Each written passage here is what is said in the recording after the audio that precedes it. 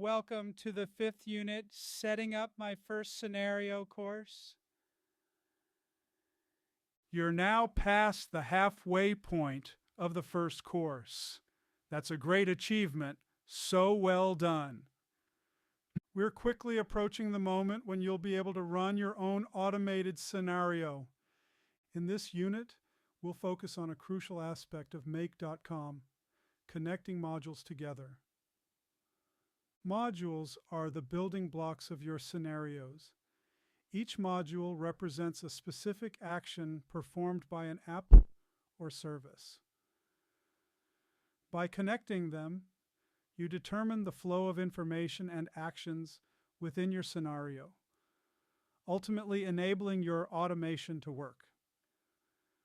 As we've done in previous units, make sure to have your Make Foundation use case scenario open so you can follow along. Connecting, disconnecting modules. Before we dive into the various ways to connect modules, let's make sure your scenario is set up correctly. Reviewing your scenario. As a reminder, here's what your scenario should look like. You have a weather module configured to get current weather and a Google Sheets module set up to add a row. The two modules are currently connected to each other. Let's try disconnecting these modules now. Disconnecting a module. Disconnecting modules is as straightforward as connecting them. Right-click on the dotted line that connects the two modules and select Unlink. You'll see the connection disappear, and now you have two standalone modules, meaning they will no longer interact with each other. This ability to disconnect and reconnect modules gives you flexibility when editing or troubleshooting your scenario. Module warnings. You'll notice that since your Google Sheets module is set up to add a row to a spreadsheet, Make has added a yellow warning circle to the module icon. This warning tells you that the module is not connected to the rest of your data flow. Think of it like a warning sign on a road. It's there to help you avoid potential issues. Selecting the warning will give you more information about the problem, helping you to troubleshoot your scenario. In this case, Make is simply letting you know that the Google Sheets module is not receiving any data because it's not connected to another module. Different ways to connect modules. Now let's explore the different ways we can connect modules within Make.com.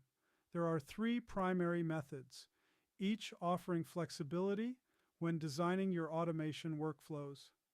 Method 1. The first method automatically links a new module to the previous one in your scenario. For example, if you hover over the Weather module and select Add another module, the next module you select will be automatically connected to the Weather module.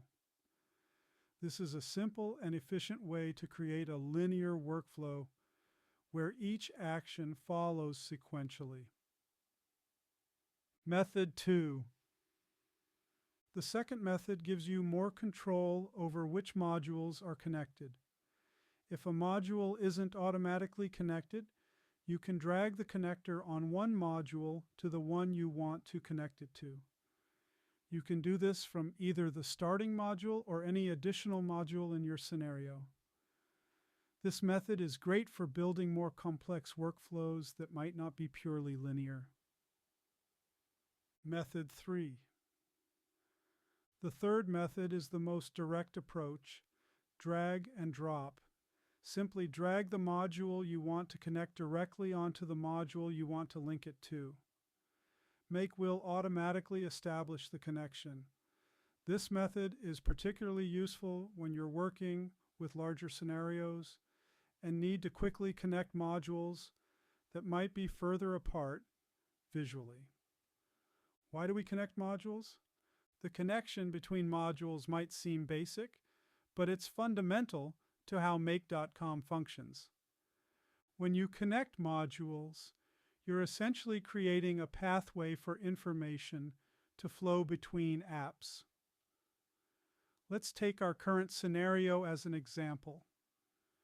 The weather module fetches data about the weather in a specific city. Connecting this module to the Google Sheets module tells Make to send that weather data to the spreadsheet and add it as a new row. Think of it like a delivery service. The weather module is the sender, the Google Sheets module is the recipient, and the connection you create is the delivery route. Have a go. Now it's your turn to explore these connection methods. Spend a few minutes experimenting with different ways to connect modules. Copy the modules in your scenario and link them together in various ways. Remember, there's no need to save your changes for this exercise. Just get comfortable with the process of connecting and disconnecting modules. As an extra tip, try using the clone or copy and paste function to quickly duplicate modules. Unit complete. Congratulations on completing the 5th unit. You've now learned how to connect and disconnect modules, explored different connection methods, and gained a deeper understanding of how data flows through your scenario.